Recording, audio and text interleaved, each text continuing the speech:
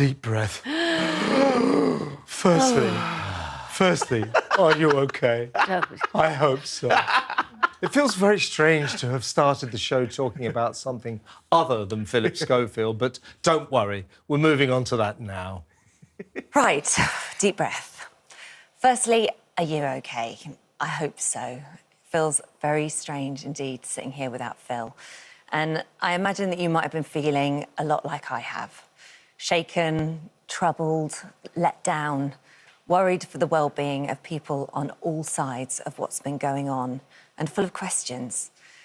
You, me, and all of us at This Morning gave our love and support to someone who was not telling the truth, who acted in a way that they themselves felt that they had to resign from ITV and step down from a career that they loved. That is a lot to process. And it's equally hard to see the toll that it's taken on their own mental health. I think what unites us all now is a desire to heal for the health and well-being of everyone.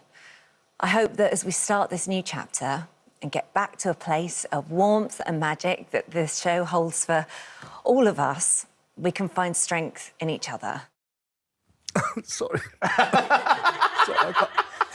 That was Holly Willoughby appearing on This Morning for the first time since her co-star resigned over an affair with a much younger colleague. Viewers weren't particularly impressed by the address, describing it on social media as melodramatic, scripted and soulless. There was also an awkward throw to Loose Woman's Ruth Langsford, whose husband Eamon Holmes recently called Holly a big mouth who just doesn't care. Sources close to Schofield said he didn't watch Holly's return to the show, explaining that even listening to the opening credits would be hugely triggering.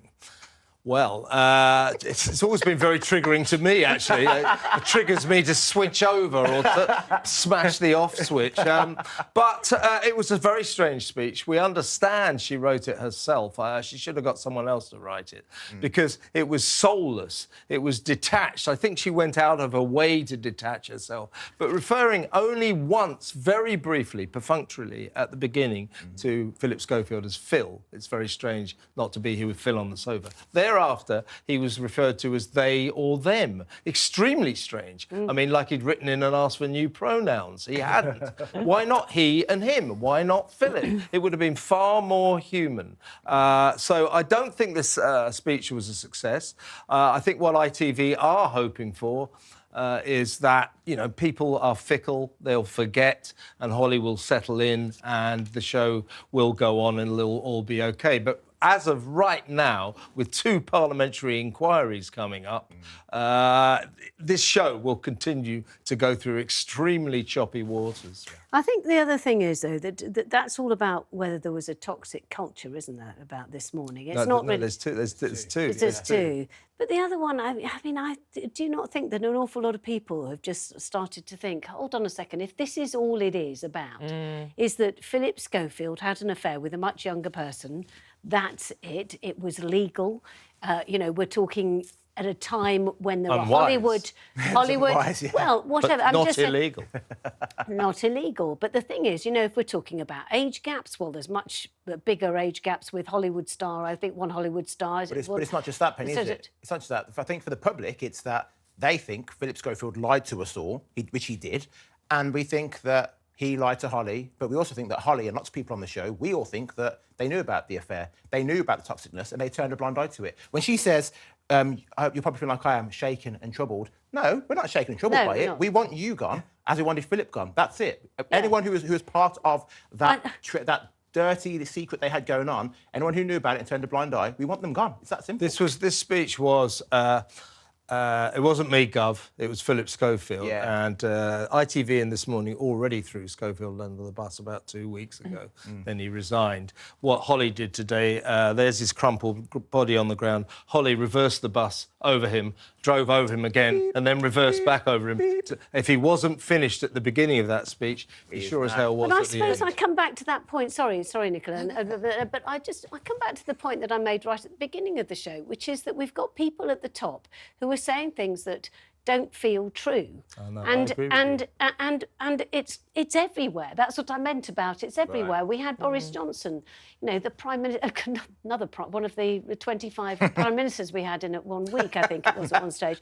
But, you know, saying things that we then find aren't true. We have Meghan Markle saying things that we then discover aren't true. You know, everybody, all these things, that recollections, you know, frankly, we could say about the last 5 years, recollections may differ about pretty much anything. That we're not getting the full story here, because as Penny quite rightly says, I was thinking this last week, what's he done here? He's had an extramarital affair in the office and then lied about it. He's not the first person to do that. Won't be the last. They're treating him like he's the Yorkshire Ripper or something. Don't you feel there's something about this story we're not finding out? I think in a post-Me Too era particularly, you have to address the fact that if somebody is of a young age, 15 ultimately, I think when they were first in contact with a person and then they end up working on a show, let's not forget it wasn't working, paid work initially, it was, you know, work experience. And then they end up having, which is all above board and fine, but if that person ends up having a relationship with somebody who is in a position of power, of course it's not right. But in regards to what Holly said this morning, it was always going to be overanalyzed, what she did, how she said it. I don't think she could have won. I think she was in an impossible situation. And I would hate for her to suffer the consequences, as much as I understand that people associate the two of them, for her to suffer the consequences of a man's indiscretion. Well, I'll tell you what, I'll write it for her next time. I'm available for a very high price.